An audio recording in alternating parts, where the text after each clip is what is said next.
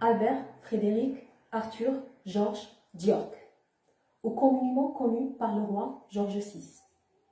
Cet enfant cadet qui n'a jamais pensé régner le Royaume-Uni un jour se trouve soudainement sur le trône après l'abdication de son frère aîné. Il devrait lancer son premier discours par radiodiffusion. Mais il a un problème, un sérieux problème.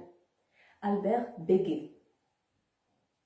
Loin de la vie des princes et des rois, avez-vous rencontré le même problème qu'Albert?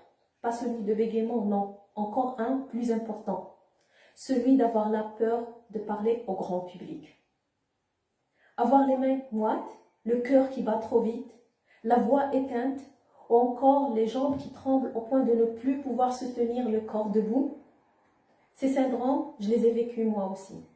Quelques-uns, bien avant que je sois à l'aise sur scène, bien avant que j'enchaîne présentation après présentation. Pour battre ce monstre, Albert a fait appel à un orthophoniste. Quant à moi, j'ai tout simplement exécuté un algorithme, tout comme on le fait pour les robots. En tant qu'informaticien, on ramène un robot physique, on lui implante un programme, un ensemble d'actions bien définies, autonomes et automatiques qui vont s'exécuter sur ce robot pour finalement réaliser sa fonction. J'ai donc proposé cet algorithme pour moi-même pour que finalement je batte cette peur d'affronter ou de parler au grand public. La première action que j'ai faite, c'est tout d'abord de cerner la situation. Je devais comprendre quel est mon état actuel. Quels sont les symptômes apparents au grand public? Est-ce que j'ai une voix inaudible?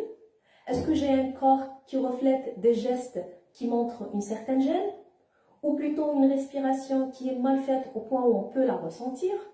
Ou tout simplement un problème de communication tel que ne pas trouver les bons mots à dire ou ne pas maîtriser une langue secondaire?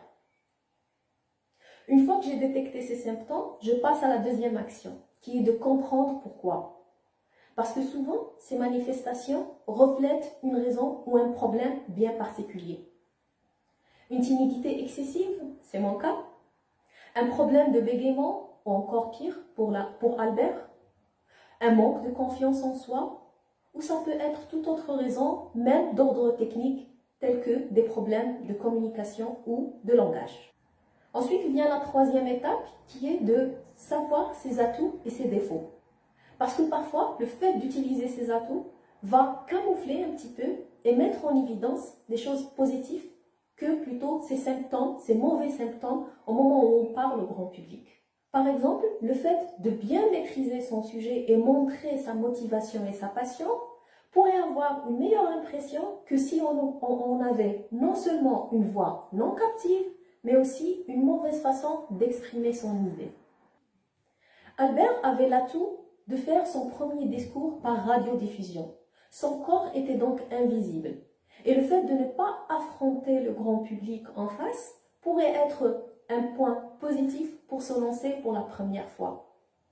Un atout peut être aussi simple qu'un sourire qui va dissimuler une mauvaise respiration ou une grande anxiété. Alors, souriez. Mais attention, il ne suffit pas d'utiliser ces atouts pour dire qu'on a résolu le problème. C'est pour cela qu'il faut passer à la bataille. Essayer de vaincre, éliminer ou au maximum atténuer ces problèmes et ces défauts. Un problème de communication peut être tout simplement résolu par un meilleur apprentissage ou une meilleure maîtrise de la langue. Un problème de timidité peut se résoudre en parlant aux inconnus, pas forcément dans des événements officiels et formels. Ça peut être dans une salle d'attente chez le médecin ou encore dans un magasin pendant qu'on fait son shopping. Mais il y a un point que je considère commun à toute bataille dite individuelle, celui de prendre l'initiative. Il ne faut pas attendre la première occasion, il faut plutôt en créer une le plus vite possible. Par analogie à ce qu'a fait Albert, il ne faut pas attendre qu'on devienne roi pour régler un problème de bégaiement.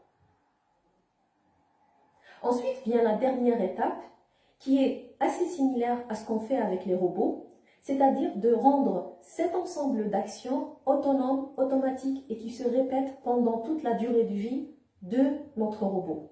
C'est pour cela qu'il faut toujours répéter sans cesse. Sans cesse et sans préjugement. Il ne faut jamais dire que c'est trop tard, ni trop tôt d'ailleurs. À la fin de cette vidéo, je vais m'auto-évaluer, voir si j'ai pas trop croisé mes mains ou montrer une sorte de gêne avec les expressions de mon corps et détecter tout problème négatif pour mieux m'améliorer et me préparer à la prochaine présentation. Bien sûr, cet algorithme ou cet ensemble d'actions était inspiré par ma passion à l'informatique. Mais pour vous, vous n'êtes pas obligé d'être ni roi ni geek pour trouver une solution à votre problème. Il suffit tout simplement de le détecter, de l'accepter et d'essayer de le résoudre en trouvant une source d'inspiration parce que vous passionne le plus. Pourquoi pas par une recette de cuisine. Merci.